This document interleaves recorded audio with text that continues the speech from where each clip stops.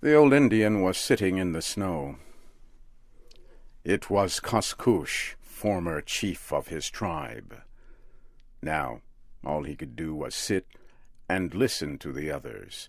His eyes were old. He could not see, but his ears were wide open to every sound.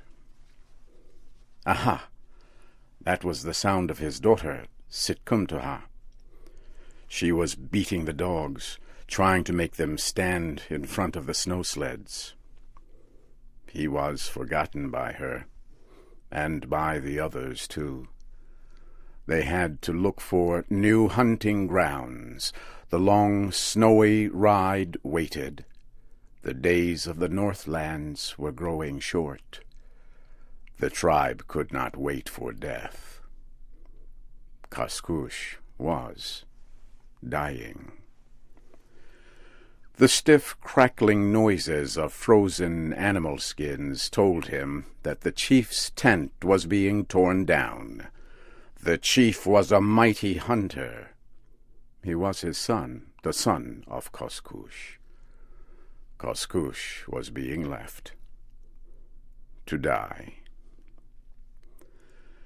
As the women worked, old Koskoosh could hear his son's voice drive them to work faster. He listened harder. It was the last time he would hear that voice. A child cried, and a woman sang softly to quiet it. The child was Kuti, the old man thought. A sickly child. It would die soon, and they would burn a hole in the frozen ground to bury it. They would cover its small body with stones to keep the wolves away. Well, what of it? A few years, and in the end, death. Death waited, ever hungry. Death had the hungriest stomach of all. Koskoosh listened to other sounds he would hear no more. The men tying strong leather rope around the sleds to hold their belongings. The sharp sounds of leather whips ordering the dogs to move and pull the sleds. Listen to the dogs cry, how they hated the work. They were off. Sled after sled moved slowly away into the silence. They had passed out of his life. He must meet his last hour alone. But what was that? The snow packed down hard under someone's shoes. A man stood beside him and placed a hand gently on his old head. His son was good to do this. He remembered other old men whose sons had not done this, who had left without a goodbye. His mind traveled into the past until his son's voice brought him back. "It is well with you?" his son asked. The old man answered, "It is well." "There is wood next to you, and the fire burns bright," the son said. "The morning is gray, and the cold is here. It will snow soon. Even now it is snowing.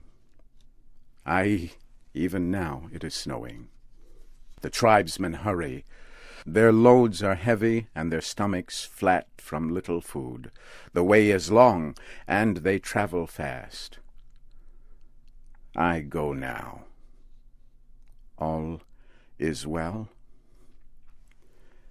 "It is well. I am as last year's leaf that sticks to the tree. The first breath that blows will knock me to the ground. My voice is like an old woman's. My eyes no longer show me the way my feet go. I am tired. And all is well." He lowered his head to his chest and listened to the snow as his son rode away. He felt the sticks of wood next to him again.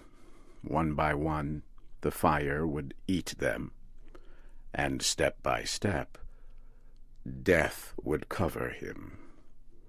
When the last stick was gone, the cold would come. First, his feet would freeze, then his hands. The cold would travel slowly from the outside to the inside of him, and he would rest. It was easy. All men must die. He felt sorrow, but he did not think of his sorrow. It was the way of life. He had lived close to the earth, and the law was not new to him. It was the law of the body. Nature was not kind to the body. She was not thoughtful of the person alone. She was interested only in the group, the race, the species. This was a deep thought for old Koskoosh. He had seen examples of it in all his life.